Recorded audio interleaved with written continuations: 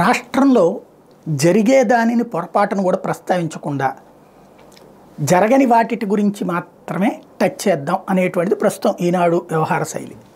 ఇందులో దుగ్గరాజపట్నం అంటూ నెల్లూరు జిల్లా దుగ్గరాజపట్నంలో పోర్టుని జగన్మోహన్ రెడ్డి అప్పట్లో హామీ ఇచ్చాడు, పూర్తి చేయలేదు, వదిలేశాడు, అదంతా దుగ్గరాజపట్నం అయిపోయిందని రాసుకొచ్చారు. చంద్రబాబు హయాంలోనే కదా కేంద్ర ప్రభుత్వం ఏం చెప్పింది, ఓ పక్కన కృష్ణపట్నం పోర్టు పెట్టుకుని దానికి 4 అడుగుల యువతలు ఇంకో దుగ్గరాజపట్నం పోర్టు ఎట్లా సాధ్యం, కాంగ్రెస్ వాళ్ళు అప్పుడు రాసి పడేశారు, దానికి కూడా ఫీజిబిలిటీ అని రాశారు. అంటే దాని వలన లాభం వస్తుంది అనుకుంటే చెయ్యండి అని. ఫీజిబిలిటీ లేదని నిపుణులు నివేదిక ఇచ్చారు. దాని తర్వాత మళ్ళీ అప్పుడు చంద్రబాబు నాయుడు వెంకయ్యనాయుడు ద్వారా కేంద్రం మీద ఒత్తిడి తెస్తే మరొకసారి మళ్ళీ వెరిఫై చేసి ఫీజిబిలిటీ లేదు అని చెప్పారు, వేరే ప్లేస్ ఎంచుకోండి అని చెప్పారు. అప్పుడు రామాయపట్నం కానీ మూలపాడు కానీ రెండింటిలో ఏదన్నా ఎంచుకోండి, అప్పుడు మేము డబ్బులు ఇస్తామని కేంద్ర ప్రభుత్వం చెప్పింది. చంద్రబాబు గారు ఆ టైంకి బీజేపీతో తెగతెంపులు చేసేసుకున్నారు కాబట్టి ఇక ఎవడరా మీరు ఇవ్వడానికి అది ఇదని రెచ్చిపోయారు, కథ అంతా నడిచింది. ఇప్పుడు ఆ 2 చోట్ల పోర్టులు కడుతున్నారు.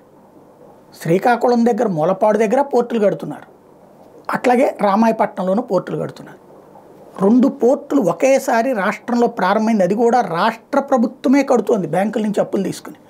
ఎవడో ప్రైవేటోడికి ఇచ్చేలా, కృష్ణపట్నం ఎవడో ప్రైవేటోడికి, లేకపోతే గంగవరం ఎవరో ప్రైవేటోడికి, కాకినాడ ఎవడో ప్రైవేటోడికి ఇచ్చేసినట్టు కాకుండా ఈ 2 పోర్టులు రాష్ట్ర ప్రభుత్వమే నిర్మిస్తోంది, కేంద్రం దానికి సాయం చేస్తుంది.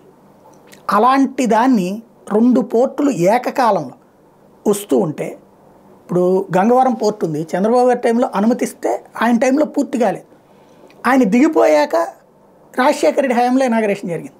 కృష్ణపట్నం పోర్టు అంతే, రాజశేఖర రెడ్డి హయాంలో ఇనాగరేషన్ జరిగింది.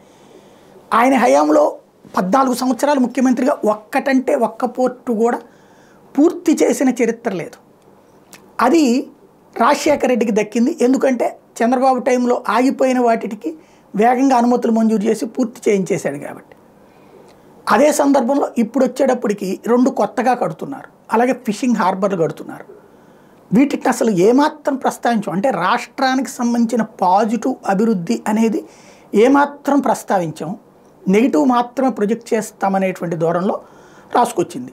ఇది చెప్తే, ఇది నిష్కర్షగా చెప్పకపోతే ఇతర దేశాల్లో ఇతర రాష్ట్రాల్లోనూ తెలుగు వాళ్ళని మోసం చేయడమే కదా. ఇది చెప్పామనుకోండి, వెంటనే జగన్మోహన్ రెడ్డి సూట్ కేసు పట్టుకుని తీసుకొచ్చి ఇచ్చేస్తుంటాడు. ఇట్లాంటి తప్పుడు ప్రచారంతో రాష్ట్ర అభివృద్ధిని చెడగొడుతూ, ఇదివరకు ఏంటి, అమరావతి విషయం మీద ఉద్యమం చేసినా లేకపోతే కనుక రాష్ట్రానికి సంబంధించి ఉద్యమం చేస్తే, ఏది పెట్టుబడిదారులు వైజాగ్లో మీటింగ్ జరుగుతుంటే అక్కడ ఉన్నటువంటి ఏదైతే బీచ్ రోడ్డులో ఉద్యమం చేసినా రాష్ట్రానికి అన్యాయం జరిగిపోతుంది, పెట్టుబడులకి అన్యాయం జరిగిపోతుంది, రాష్ట్ర బ్రాండ్ ఇమేజ్ని డ్యామేజ్ చేస్తున్నారంటూ రచ్చరచ్చ చేసేవాళ్ళు. ఇప్పుడు బ్రాండ్ ఇమేజ్ని ఈనాడు ఆంధ్రజ్యోతి పనిగట్టుకుని గత 4.5 సంవత్సరాలుగా చెడగొడుతూనే ఉన్నాయి, చెడగొట్టే ప్రయత్నం చేస్తున్నాయి. ఏది జరిగినవి జరగలేదని, జరగకుండా ఉన్న వాటిని జరగలేదని రాయడంలో తప్పలేదు, జరిగిన వాటిని కూడా జరగలేదని రాస్తూనే ఉన్నారు. ఇదే మాట అంటే కనుక ఎవడో ఒకడికి అమ్ముడుపోయాడని రాస్తూ, అమ్ముడుపోయిన వాళ్ళే అమ్ముడుపోయారని ఎదురోళ్ళ మీద రాసేటువంటి విచిత్ర ధోరణిలో ఉన్నారు.